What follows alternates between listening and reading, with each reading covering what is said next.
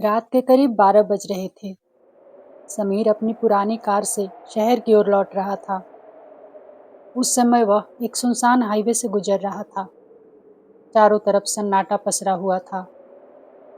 कुछ देर बाद समीर को नींद आने लगी, इसलिए उसने गाड़ी की रफ्तार थोड़ी कम कर दी और म्यूजिक की आवाज़ बढ़ा दी। करीब आधा घंटा बीता होगा कि अचानक बाहर एक जोरदार आंधी उठी। सड़क के किनारे लगे पेड़ जोर जोर से हिलने लगे। उड़ती धूल के कारण कुछ भी साफ दिखाई नहीं दे रहा था। तेज हवा के झटकों से कार की खिड़कियां थरथरा उठी। धीरे धीरे हवाएं थमी तो हेडलाइट की रोशनी में समीर को सड़क के बीचों बीच एक साया दिखाई दिया। उसने जोर से ब्रेक मारा। टायर चीख उठे और गाड़ी धुआं छोड़ते हुए ठीक उस साए से कुछ फीट पहले रुक गई। उसने देखा सड़क के सामने एक औरत खड़ी है। उसने फटे हुए सफेद कपड़े पहने थे और उसके बाल उसके चेहरे पर बिखरे हुए थे। वह बिल्कुल स्थिर खड़ी थी, जैसे कोई मूर्ति हो। समीर ने शीशा नीचे किया और चिल्लाया, मैडम, आप पागल हैं क्या? बीच सड़क पर क्यों खड़ी हैं? जान चली जाती है आपकी। औरत ने कोई जवाब नहीं दिया। उसने धीरे से अपना चेहरा ऊपर उठाया। समीर ने देखा उसके चेहरे पर मांस नहीं था, जैसे बरसों पुरानी लाश हो।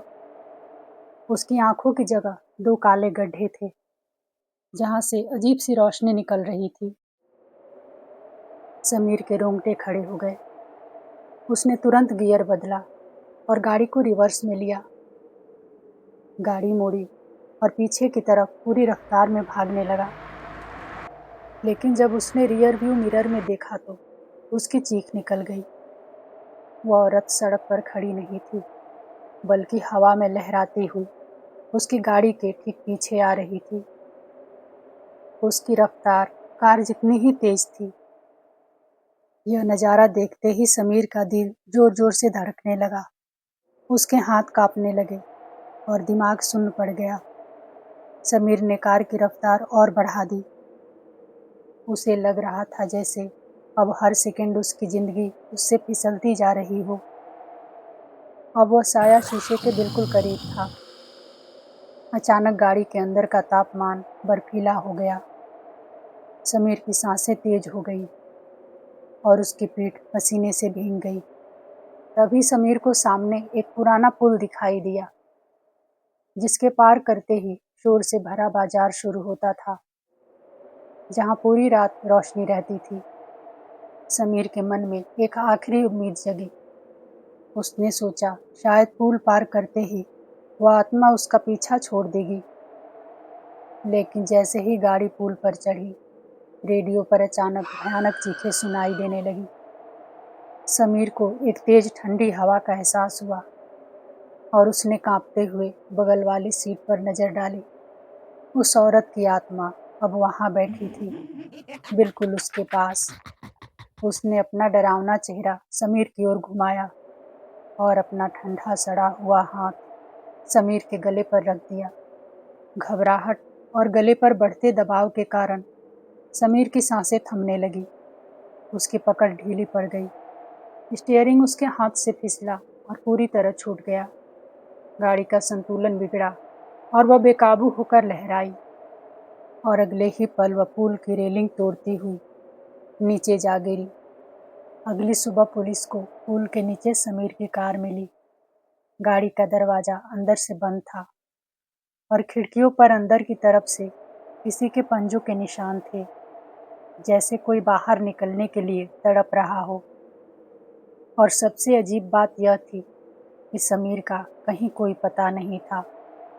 बस उसके जूतों के निशान थे, जो बीच सड़क तक जाकर अचानक गायब हो गए थे। इंस्पेक्टर विक्रम ने अपने साथी कांस्टेबल से पूछा, क्या इस सड़क पर पहले भी ऐसी गायब होने की खबरें आई हैं? कांस्टेबल ने कांपती आवाज में जवाब दिया, जी साहब, पहले 10 सालों में यहाँ से 7 लोग गायब हुए हैं। किसी की लाश आज तक नहीं मिली। इस बात की सच्चाई पता करने के लिए अगली रात इंस्पेक्टर विक्रम खुद उसी सड़क पर गश्त लगाने लगे। उनकी गाड़ी की लाइट घने अंधेरे को चीरती हुई सड़क पर पड़ रही थी। उसी रोशनी में अचानक एक साया लहराया। विक्रम ने जोर से ब्रेक मारा। उनके सामने सड़क के बीचों बीच उसी औरत का साया खड़ा था। जब उस साये ने अपना चेहरा ऊपर उठाया तो विक्रम के पसीने छूट गए। हिम्मत करके उन्होंने रिवॉल्वर निकाली, लेकिन उन्हें पता था कि गोलियां रूहों को नहीं मार सकती। विक्रम समझ चुके थे कि वह एक ऐसी मुसीबत में फंस चुके हैं जहां से निकलना नामुमकिन है। तभी विक्रम को याद आया कि सालों पहले उनकी दादी ने एक तावीज़ दिया था और कहा था कि इसे हमेशा पहन कर रहना, यह हर बुरी बला से उनकी रक्षा करेगा। लेकिन विक्रम ने इस पर ज़्यादा ध्यान नहीं दिया था और वह तावीज़ उसी गाड़ी में डैशबोर्ड के अंदर रख दिया था। उसने तुरंत उसे ढूंढना शुरू किया और आखिरकार वह तावीज़ मिल गया। तभी विक्रम की नज़र बगल वाली सीट पर चली गई। उस औरत की भयानक आत्मा वहाँ सिर झुकाए बैठी थी। बालों से उसका चेहरा ढका हुआ था। उसने धीरे से अपनी गर्दन विक्रम की ओर घुमाई और अपना भयानक पंजा उनकी ओर बढ़ाया। विक्रम की रीढ़ में सिहरन दौड़ गई, लेकिन उसने किसी तरह खुद को संभाला और हाथ में पकड़े तावीज़ को उस साये पर उछाल दिया। तावीज़ छूते ही वह साया तड़प उठा, मानो जल रहा हो। उसकी डरावनी चीखें गाड़ी की दीवारों से टकराई और अगले ही पल वह राख बनकर हवा में घुल गया। मौत से बचकर विक्रम वापस लौट रहा था, इस यकीन के साथ कि अब सब कुछ खत्म हो चुका है। तभी पीछे से उसे अपने कंधों पर एक भारी दबाव महसूस हुआ। विक्रम ने मुड़कर देखा तो उसका दिल दहल उठा। पिछली सीट पर समीर बैठा था, काला पड़ चुका चेहरा, एकटक घूरती आंखें और होठों पर एक शैतानी मुस्कान। अगली सुबह हाईवे के किनारे विक्रम की गाड़ी खड़ी मिली।